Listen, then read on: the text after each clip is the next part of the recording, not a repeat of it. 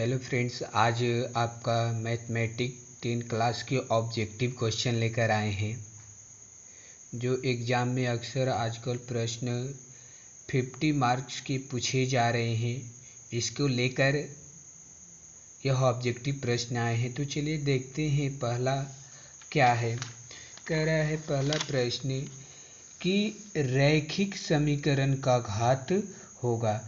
तो रैखिक का जब भी बात आए तो किसी भी चर का पावर 1 होता है, मतलब चर का घात 1 होता है।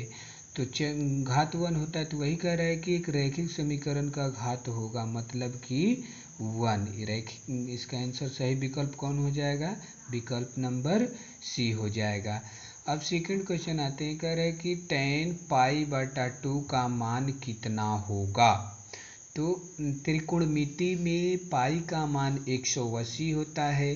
पाई का मान 180, tan पाई का मान 180/2, इसको घटाएंगे तो 90, यानी tan 90 डिग्री। तो tan 90 डिग्री का मान इन्फिनिटिव होता है। इन्फिनिटिव मतलब कि अनंत होता है। तो विकल्प नंबर इसका हो जाएगा डी। अब आइए क्वेश्चन नंबर 3। कह रहे कि बिंदु 4-3 किस चतुर्थांश में है। तो ये चतुर्थांश 4 डी नंबर चतुर्थांश में। अब कैसे इसको थोड़ा सा देखा जाए। मान लीजिए कि यही चतुर्थांश है, ये प्रथम है, प्रथम, ये द्वितीय, तृतीय, चतुर्थ, ये है आपका। ये होता है, ये प्लस होता है, ये माइनस होता है, और ये प्लस ये माइनस होता है। ठीक है। तो इस तरह से अगर रखते हैं तो पहले क्या करेंगे, प्लस प्लस ये, और उसके बाद माइनस प्लस माइनस। पहले दिया गया है प्लस, तो प्लस हम देखेंगे तो इसमें ये वाला प्लस कौन है, एक्स का प्लस। ठीक है, ये प्लस है, ठीक। और उसके बाद माइनस, तो ये माइनस है, तो ये हो जाएगा आपका चतुर्थांश 4 नंबर। अब चलते हैं चौथा पर। तो वृत्त के केंद्र पर बना कोण कितना डिग्री का होता है। वृत्त के केंद्र पर बना कोण 380 डिग्री का होता है। जो वृत्त के केंद्र पर ये कोण बनता है ये 360 डिग्री का होता है। कितना होता है? ये 360 डिग्री का होता है वृत्त के केंद्र पर बना कोण। अब चलते हैं क्वेश्चन नंबर 5 पर। कह रहा है कि 3, 5, 2, 5, 7, 5, 8, 5 का बहुलक क्या होगा। बहुलक पूछ रहा है। बहुलक का मतलब जो बहुत बार आता है, जो अंक बहुत बार आया है वही बहुलक होगा। तो इसमें देखिए कि कौन अंक बहुत बार आया है। तो 5 इसमें से आया है बहुत बार, तो इसका आंसर सही विकल्प कौन हो जाएगा? 4 नंबर। अब आते हैं क्वेश्चन नंबर 6 पर। कह रहे एक सिक्का को उछालने पर चीत आने की प्रायिकता क्या होगा। एक सिक्का जब उछाला जाएगा तो इसमें तो या तो चीत आएगा या तो पट आएगा। तो संभव क्या हो रहा है, चीत और पट। तो आ रहा है क्या, चीत आ रहा है, तो यानी एक ही नहीं आएगा। इसका कुल टोटल कितना है, दोनों दो गो है संख्या, चीत या पट आने, तो 1/2 हो जाएगा इसका प्रायिकता। तो इसमें सही आंसर क्या हो जाएगा, ये होगा आपका 7 नंबर। कह रहा है कि AP 4, 10, 16, 22 और 28 का सार्वंतर क्या हो। AP मतलब कि अर्थमेटिक प्रोग्रेशन में इतना का सार्वंतर कैसे निकालते हैं। तो इसमें से और ये में से इसको घटा देंगे, T2 माइनस T1। T2 है, ये T1 है, तो T2 माइनस T1। अगला में से इसको पिछला घटाएंगे तो सार्वंतर हो जाएगा। तो 10 माइनस 4 घटाएंगे 6। उसी तरह से 16 में से 10 अगर घटाते हैं तो मिल जाता है 6।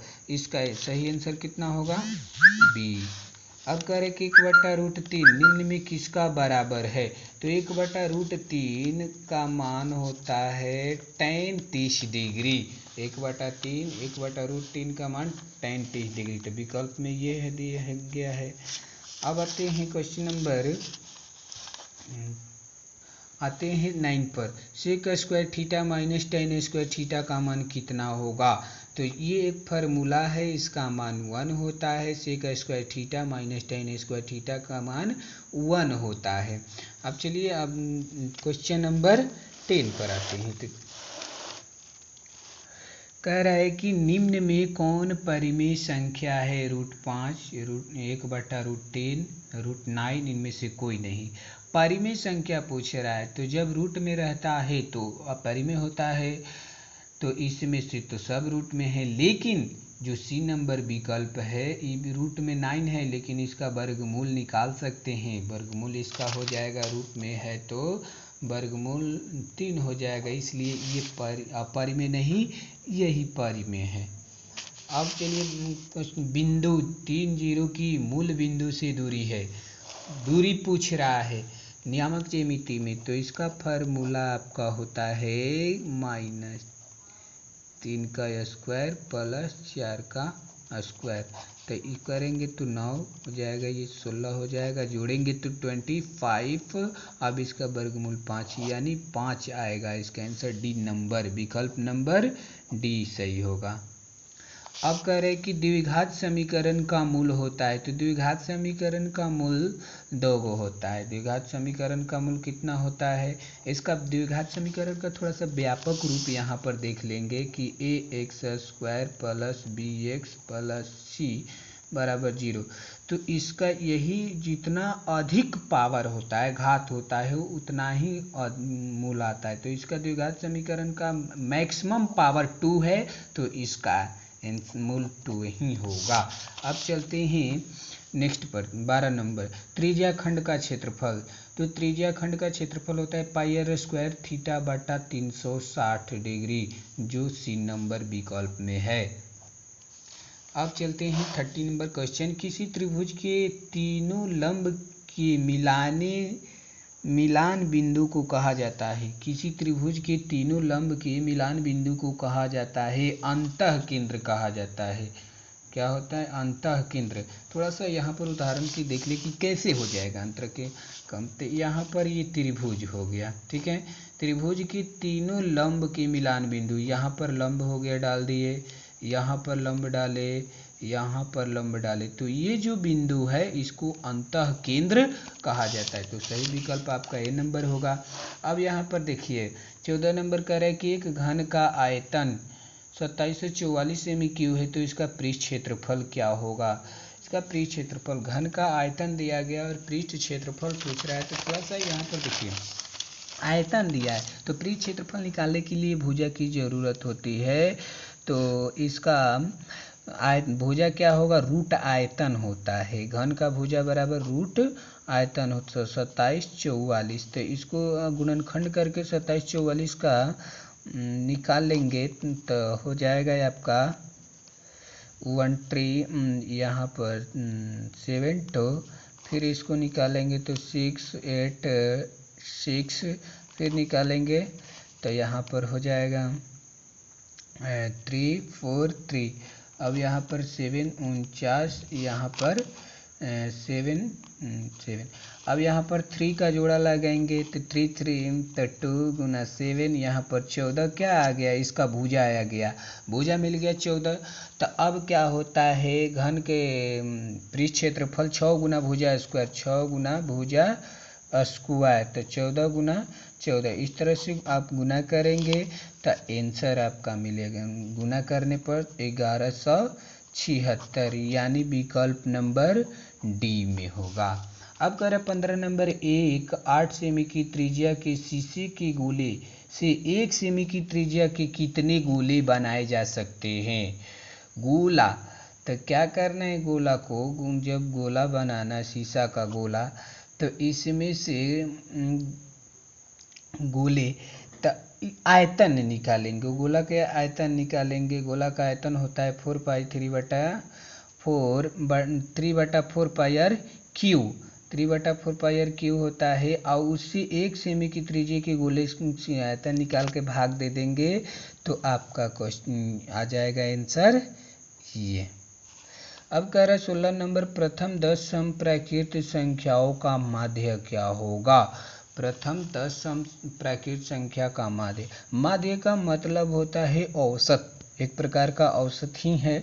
तो सम प्राकृत सम संख्या का माध्य होता है n+1। इसका फॉर्मूला होता है सम संख्या का माध्य का फॉर्मूला। थोड़ा सा देख, सम संख्या के माध्य का फॉर्मूला होता है n+1। n मतलब संख्या होता है, कगो संख्या 10 गो है, तो 10 + 1 11 माध्य आ जाएगा। तो विकल्प नंबर डी। अब कह रहे हैं कि 64 की वर्गमूल को 64 के घनमूल से भाग देने पर मान होगा। 64 के वर्गमूल, तो 64 के वर्गमूल 8 होगा। अब 64 के घनमूल 64 के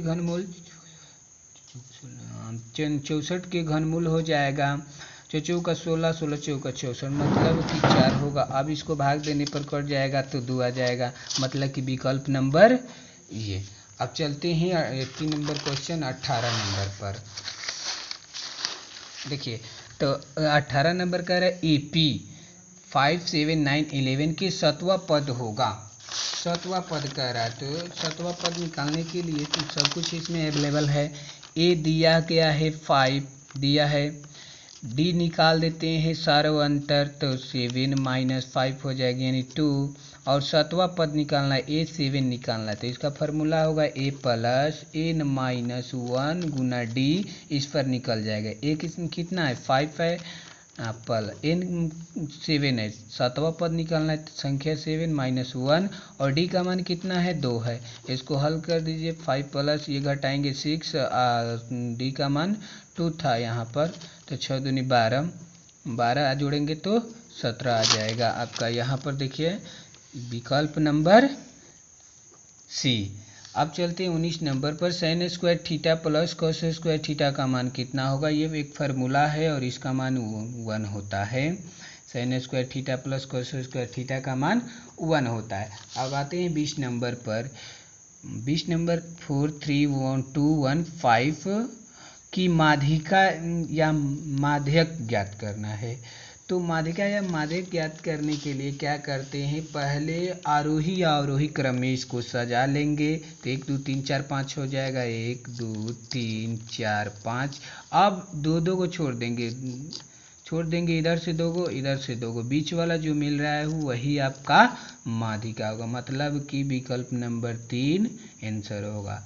अब आएंगे 21। √2 एक है परिमेय संख्या और परिमेय ए और बी दोनों कोई नहीं, तो √2 एक अपरिमेय संख्या है, क्योंकि इसका वर्गमूल पूरा नहीं निकलता है। जिसका वर्गमूल पूरा नहीं निकलता है वो अपरिमेय संख्या कहलाता है। अब 22 नंबर द्विघात समीकरण 2x² - 4x + 3 = 0 का विवेचक होगा। मतलब कि डी पूछ रहा है, तो डी बार विवेचक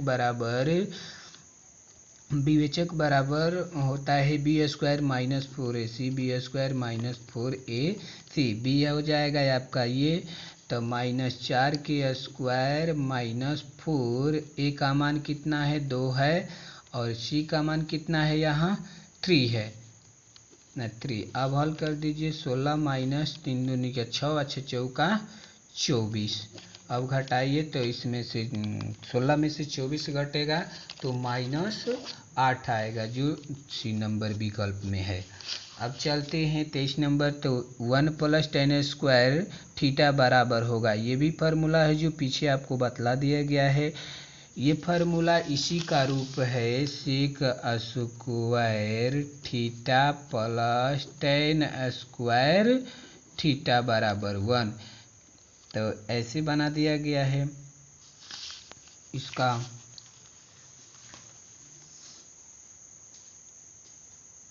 sec square theta minus tan square theta होता है, sec square theta minus tan square theta होता है। इसको भेज देंगे sec square theta, 1 plus minus में उधर tan हो जाएगा tan स्क्वायर थीटा। यही रूप है, तो यानी sec स्क्वायर थीटा इसका होगा। अब 24 नंबर, निम्न में कौन सी सबसे छोटी अभाज्य संख्या है। अभाज्य सबसे छोटी अभाज्य संख्या 3 है, 5 है, 7 है, तो इसमें सबसे छोटी अभाज्य संख्या 2 है।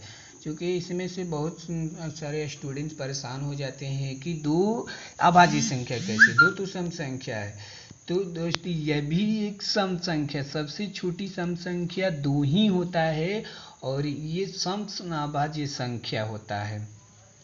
आते हैं 25 नंबर क्वेश्चन पर। परिक्ता का अधिकतम मान कितना होता है?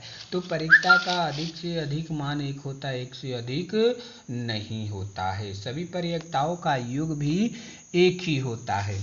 आते हैं अब 26 नंबर। 27/8 का दशमलव प्रसार क्या होगा? दशमलव प्रसार इसका शांत होगा। कैसे शांत होगा, थोड़ा सा इसको देखेंगे। बिना भाग दिए हुए हम लोग कैसे पता करते हैं कि शांत होगा? तो नीचे वाला का गुणनखंड निकालेंगे, जो 27/8 है, तो इसका गुणनखंड निकालेंगे। 8 का गुणनखंड निकालते हैं तो 2, 4 होगा 2, यानी a2 के पावर m गुना 5 के पावर n जब इस रूप में रहता है तो इसका दशमलव प्रसार शांत होगा।